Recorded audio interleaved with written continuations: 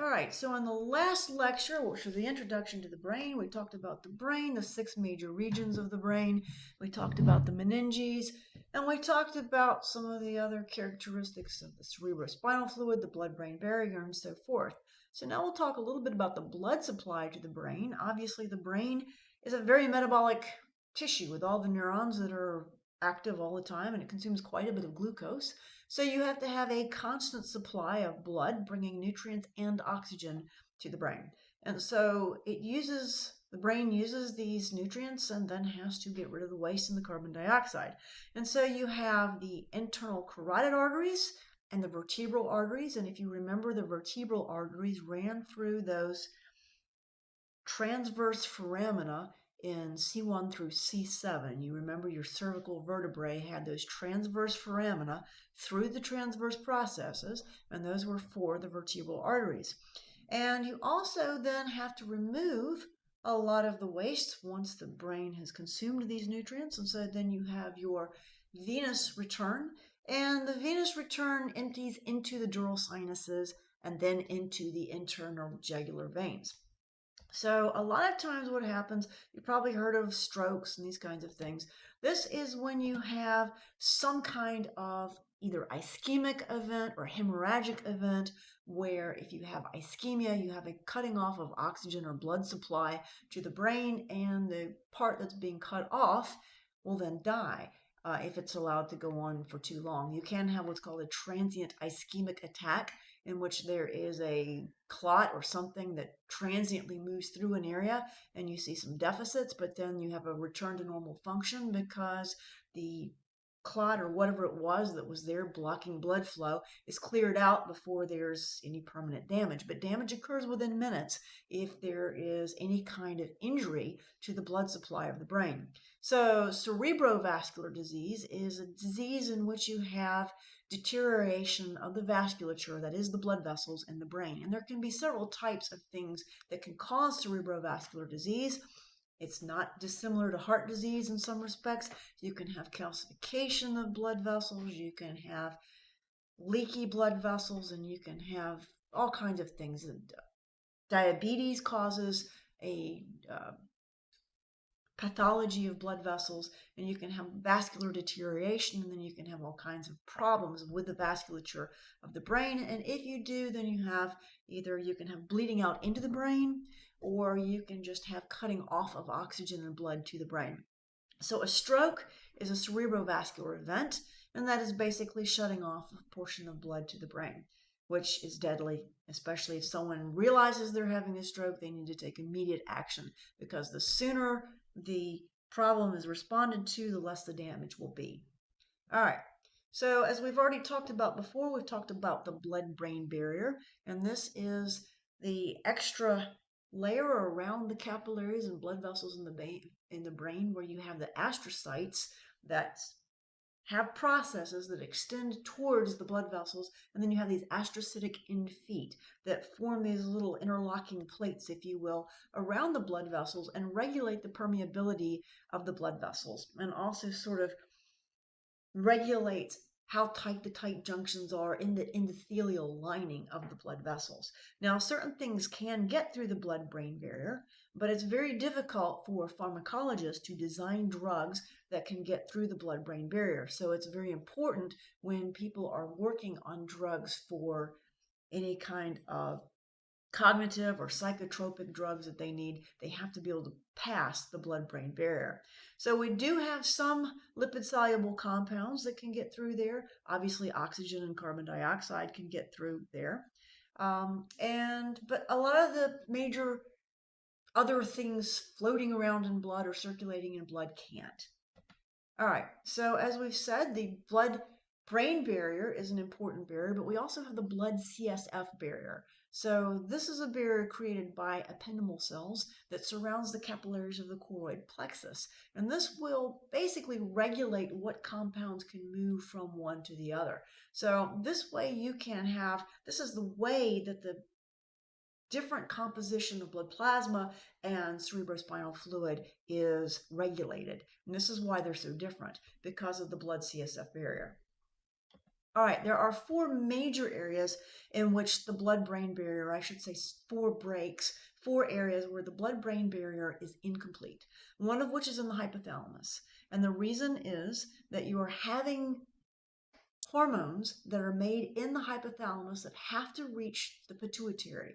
And so you have break in the blood-brain barrier, so these large molecules that normally would not be able to pass through the blood-brain barrier can get to the pituitary, and also the hypothalamus, the posterior part of the hypothalamus, also secretes, basically has axons descending into the pituitary, and it will secrete some neurotransmitters, or I should say the posterior part of the pituitary secretes neurotransmitters that are made in the hypothalamus, and then you have hormones that are made in the hypothalamus that actually have to reach the anterior part of the pituitary, and you have a special system which is called a portal system, which we'll talk about in later chapters, that allows for easy access and circulation of these hormones directly from the hypothalamus to the pituitary.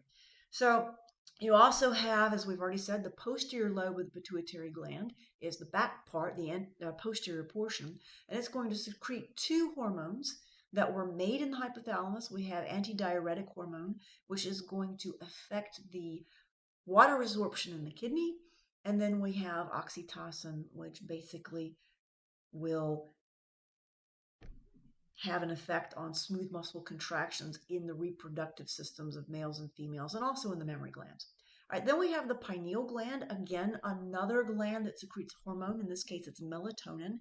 And as we've said before, the pineal gland is located in that epithalamus, or the roof of the diencephalon, and it's right in between the two halves of the thalamus and right above the corpora quadrigemina of the tectum of the midbrain. And if you've watched any of the videos or have come to lab, you have seen the pineal gland sitting right above the corpora quadrigemina in the sheep brain.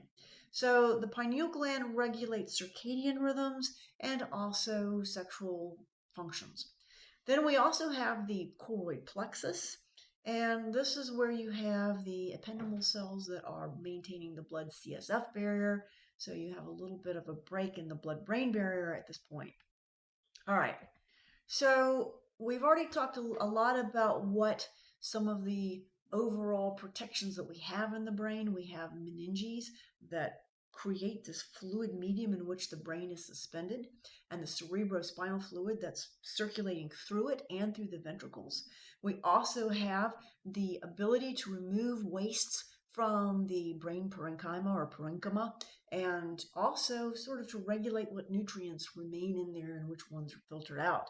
So a lot of times the CSF, the cerebrospinal fluid, can be sampled to look for metabolic byproducts of pathological processes. So sometimes people can do a spinal tap to look at the composition of the cerebrospinal fluid and see if there are any kind of pathological process going on in the brain because of certain metabolites that might be present in CSF.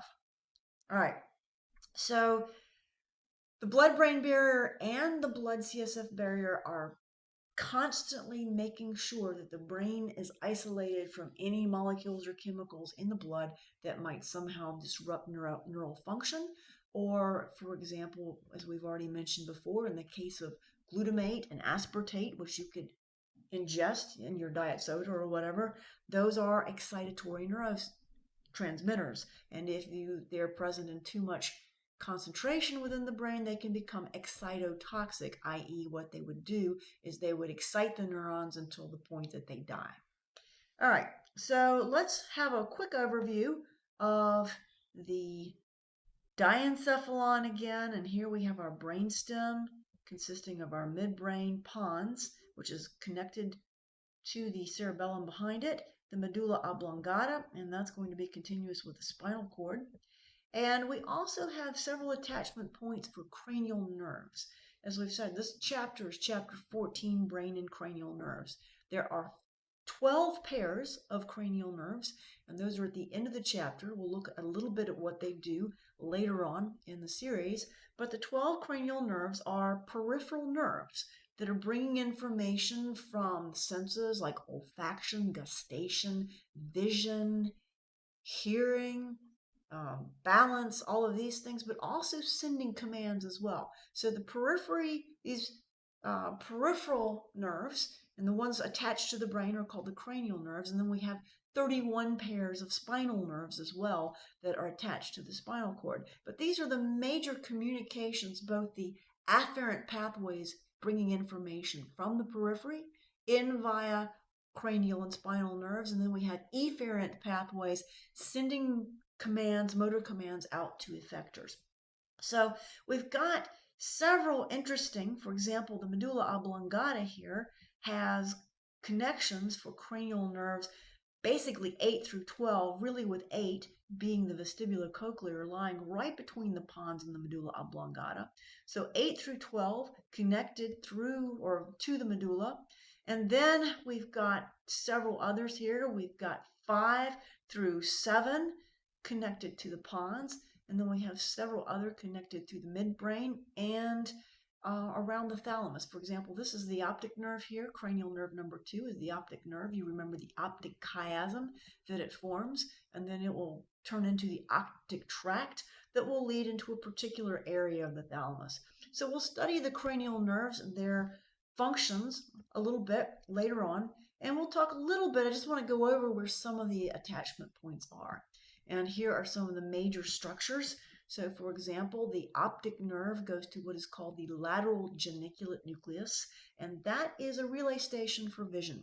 The medial geniculate nucleus is a relay station, as we'll learn, for auditory stimuli, and this will route these, or actually filter these inputs, and then route them through something called the optic radiations to the visual cortex in the occipital lobe. All right, so now what we're going to do is we're going to start from the bottom up. And we're going to talk about first the medulla oblongata, which is continuous with the spinal cord, but it becomes much more complicated in its organization, and each level will become increasingly more complicated as we reach the cerebrum. So within the medulla oblongata, we have this reticular formation, and the reticular formation stretches through the medulla oblongata, the pons, and the midbrain. And the headquarters of this thing, the reticular activating system, is in the midbrain. And this is a gray matter, lattice work of gray matter with nuclei, and this is going to regulate autonomic functions. It's going to regulate states of awareness, whether you're really drowsy or awake and ready to go and do whatever it is you're going to do, like go to a lecture or study for your test. And then we have several reflex centers, 2 of which we really need to know that we'll emphasize again in later chapters, one of which are the cardiovascular centers.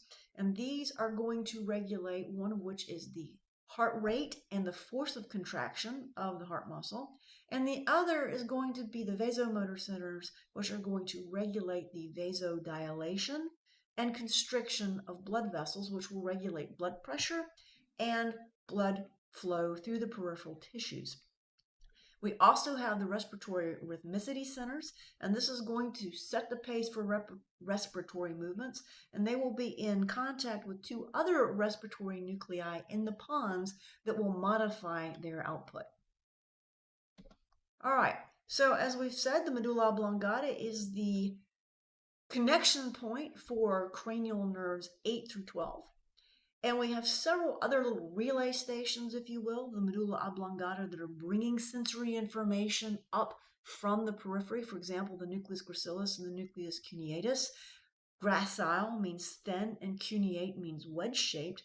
And when we look at them, we'll see that they are indeed, one's thin and one's kind of wedge-shaped. And these are bringing up information from the legs, the trunk, and the torso, respectively, peripheral information to the thalamus. And remember, the thalamus is kind of the relay station. It filters information, is receiving all the information from the periphery and deciding which is relevant and needs to be acted upon and needs conscious awareness. So needs to be acted upon by conscious thought. So anything that passes through the thalamus and gets to the cerebral cortex will reach the level of consciousness, or can reach the level of consciousness. If it's not passed through the thalamus up through the cortex, you won't be consciously aware of it. Then we have the solitary nuclei. These are important for visceral sensory information, like what's going on in your intestines. And then we have some olivary nuclei, and they're so named because they look like little olives. And I'm going to be specific. These are the inferior olives, and these are going to be relaying information about somatic motor commands, i.e. skeletal muscle control. All right, so if you were to look at them, here we're looking anteriorly. You can see all these bumps and bulges on the medulla oblongata, and these are due to these underlying nuclei or collections of gray matter here. So here you can see part of the reticular activating, or sorry, the reticular formation in yellow, and it's going to stretch on all the way through the whole brainstem. And then you can see some of these other nuclei. And we're going to get into, for example, the cuneate and the gracile nucleus, or the nucleus gracilis and cuneatus, later when we get to other chapters in this unit. So right now I'm not going to spend too much time on them, but the ones you really need to know about are the reticular formation, and you need to know about the cardiac and respiratory centers that are located within the medulla oblongata. And then we can look also at the pons, which is above it, and we can see here's some more respiratory centers that are working with the medulla oblongata, receiving information and modifying the output of the respiratory centers from the medulla oblongata. And I think we missed that somehow. I skipped ahead a little bit. So here's the medulla oblongata. Here you can see it in posterior lateral view. Here again is that reticular formation. Here are your gracile and cuneate nuclei, and here are your reflex centers for your cardiovascular and respiratory centers, and here's your olivary nucleus, which is going to be relaying information from other brain areas and is going to be important in motor control. All right, so somehow we managed to skip the pons, but the pons has sensory and motor nuclei of the cranial nerves 5 through 8. As I said, 8 is right there at the border between the pons and the medulla oblongata. And so basically, as we'll see when we discover what these cranial nerves are for, we'll see that there's processing centers for them within the brainstem and within the pons. So here's the pons. Here are your apneustic and pneumotaxic centers, which are going to be working with respiratory centers in the medulla oblongata. And you see several pathways, both ascending, that's going to be bringing information from the periphery up to higher brain areas. And we're going to have descending tracts that are going to be bringing motor commands and other information to the spinal cord, and eventually to, in some cases, it may stop. Descending tracts will basically stop somewhere in the spinal cord or into the nuclei of the cranial nerves or the spinal nerves. All right, so here you see your reticular formation still ascending up from the medulla oblongata through the pons, and it'll continue up into the brainstem. All right, so let's see. There are a lot of connections with cerebellum here. We will see that there are 3 major pathways or connections with cerebellum. We have, again, these things called peduncles, which means little feet, and we have the inferior cerebellar peduncle, the superior cerebellar peduncle, and the middle cerebellar peduncle. And this is going to be sending, this middle one is going to be sending information back and forth from the cerebellum to the pons. And you see these transverse pontine fibers here. These are going to be interconnecting the cerebellar hemispheres. So basically information from one cerebellar hemisphere can get to the other through the transverse pontine fibers. All right. So the cerebellum is going to be very important for motor function. And this is constantly adjusting postural control of your muscles, is helping learn new motor patterns, as well as fine-tuning existing ongoing motor movements, both conscious and subconscious. So the structure of the cerebellum is, we've seen before when we looked at the picture of it, arranged in these folds called folia, which are somewhat analogous to the gyri and the cerebrum, except they're much thinner. And this also is a surface area increasing feature that allows for the cortex, that is the gray matter covering of the cerebellum, to increase its surface area. We also have basically an anterior and posterior lobe, and we have two cerebellar hemispheres, left and right. And right along the midline, you have this thing called the vermis, and the vermis literally means worm, and it looks like a little worm. And then we have one node that's sort of buried inside, sort of anteriorly, called the flocculonodular node. Blah. Flocculonodular lobe, and we'll see what that looks like in just a moment. But we also have several cells of interest. We have, for example, you probably recall the arbor vitae, which is you can see in the cerebellum. This is the white matter. White matter tracts that look like a tree. And so they named it the arbor vitae, or tree of life, from the Latin. Arbor vitae means tree of life. And this is basically a lot of white matter within the cerebellum. And you have within it lots of cerebellar nuclei. That is basically collections of cell bodies and gray matter that are embedded within it. And these are going to be sending information to, I should say the arbor vitae will be sending information to some cells called the Purkinje cells, so named by their discoverer, or one who characterized them. And these are in the cerebellar cortex. And these are very large cells, and they can receive inputs from up to 200,000 other synapses on them.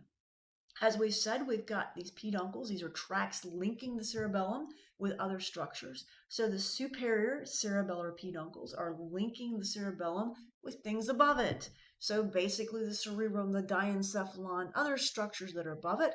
The middle cerebellar peduncle, mainly with the pons, and the inferior cerebellar peduncles. And there's one on each side, so they're pairs. The inferior cerebellar peduncles leading to the medulla oblongata. So the cerebellum is very important for movement function, and if for some reason it's damaged, or if you've had too much alcohol and you've had alcohol intoxication will affect these cells, you'll get ataxia, which is an inability to walk straight, or a gait problem. That is, you're unable to walk in a coordinated manner. And so if you disrupt the function of the cerebellum, you will disrupt muscle coordination. All right, so here's what it looks like. This is looking at it from the bottom. Here's the left and right hemisphere. Here's the vermis, and it's right along the midline, so named because it looks kind of like a worm. You have the anterior lobe separated by this thing right here called the anterior fissure, this indention. And then you have the posterior lobe, and the flocculonodular node you can't see in this view. You'd actually have to look in this view. And you can see it's this little green thing right here that's under or it's behind the fourth ventricle and kind of under this, well, it's hard to describe where it is by looking at it, but it's sort of interior. It lies in the inside. All right. So here is your middle cerebellar peduncle right here. It's the large one that sort of ends in these pontine fibers that are crossing the pons. Then we have the superior cerebellar peduncle, which are linking the cerebellum with structures above it. And then we have the inferior cerebellar peduncle, which are linking it with structures below it.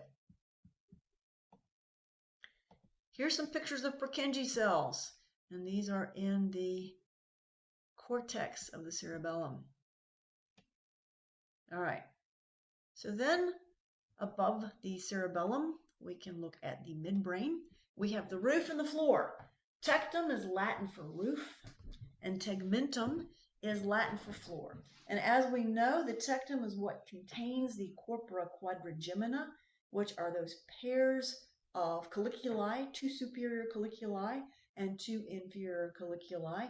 And as we have said, the superior colliculi are involved in visual reflexes and orienting to sudden lights or visual disturbances or movement, these kinds of things. And the inferior colliculi are there for orienting to, or reflexes, auditory reflexes, to orient toward loud sounds or things that might be of interest to you as an animal that might be wanting to survive. So if you hear a gunshot or you hear a loud crash or something like that, you're probably immediately going to look and see where it's coming from.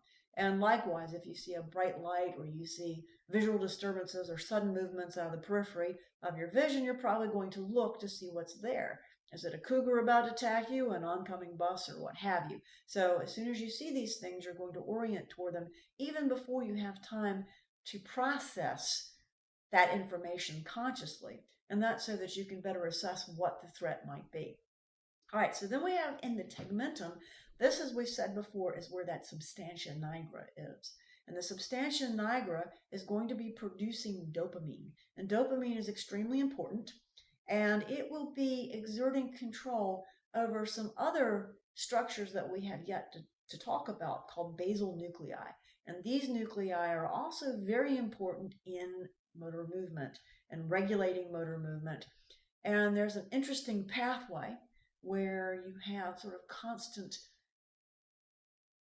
basically, patterns for movement that are in these basal nuclei, and it is adjusting ongoing movement patterns, but the patterns are pretty much active at once, and you have to turn off certain ones and turn on certain ones. And basically the substantia nigra is putting inhibitory input into these basal nuclei. And if you take away that inhibitory input, then basically all the movement patterns are pretty much turned on at once, and you have a much greater tone in muscles. And so what's going on if you disinhibit the basal nuclei completely, it's very hard to initiate motor movements because you've already got lots of conflicting motor patterns that are at play. And so you have to overcome a lot of physical, for example, tonus within the muscles to initiate movements. It's very difficult. And this is why Parkinson's patients have difficulty initiating movements, and it takes a lot of concentration, and they have to work on inhibiting constant motor patterns that are active from the basal nuclei, and they have to do this consciously, and it requires quite a bit of energy. And this is why Parkinson's patients they often won't move unless there is some major impetus for them to do so. For example, there have been people with Parkinson's are slow to get up and initiate movement, but there have been examples where somebody got up and ran out of a burning building who had Parkinson's, but because he was able to consciously disinhibit these nuclei in order to make meaningful movement patterns. All right, so we also have another area in the tegmentum called the red nucleus, so called because there are lots of blood vessels in it. And this is regulating upper limb position and motor tone, and put some fine tuning of some of your positioning of your motor movements of the upper limbs. All right, so in the midbrain, we also have the cerebral peduncles, which we already noted before. And these are nerve fiber tracts that are running, as we saw, in the ventral lateral surfaces. And we have descending axons to the cerebellum, and commands. We're sending motor commands down to the spinal cord. And we have some ascending fibers as well that are going up to the thalamus. And let's see if they're here. Yeah, they show them. Here's a cerebral peduncle. Here's one right here. And since we're looking on the posterior view, the purple things are your thalamus, your two halves. Here is your pineal gland between them. Here are your two superior colliculi, a pair of superior colliculi. So this is the tectum. We're looking at the posterior view. And then here are your inferior colliculi. And here you can sort of see out to the sides here. You can just see the lateral part of the cerebral peduncles.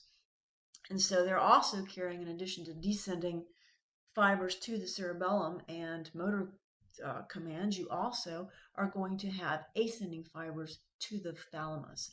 Here we can also see some of our other nuclei within here. We can see, if you could look through the back and make it transparent, you could see the red nucleus and the substantia nigra. And there's a good picture of it in cross section, I think a couple of slides down. Here's a real person. This is a dissection. Here you can see the pineal gland, superior colliculi, inferior colliculi. Here you can see the superior cerebellar peduncle, the middle cerebellar peduncle, and down here would be the inferior cerebellar peduncle. Here we have a cranial nerve attachment for the trochlear nerve 4, which moves the eyes. There is a muscle, the superior oblique, that it will move and it will be responsible for certain eye movements. As we'll learn, there are 3 cranial nerves that are responsible for eye movements, and that's one of them. Here we have a transverse section through the midbrain, and this is the posterior part right here. You can see part of the superior colliculus here, so both are the superior colliculi, and then you can see below them the inferior colliculi, and all of these make up the tectum or roof, which is everything posterior to the cerebral aqueduct. And then in front of that, we have the red nucleus, and we have the substantia nigra, so called, because it is making dopamine, and it's highly pigmented with melatonin, which we will see is, melanin, not melatonin, melanin. It's highly pigmented with melanin, which we will see is related to dopamine structurally. And here's some of the cerebral peduncle here. You can see some of the fiber tracts within it. And here's the other cerebral peduncle. All right, in the next lecture, we'll start talking about the diencephalon. This would include the thalamus, the hypothalamus, and the epithalamus, which is our pineal gland. And as we've said, that secretes melatonin. But for now, I think I'll stop with this section and we'll pick up with the diencephalon in the next lecture in the series.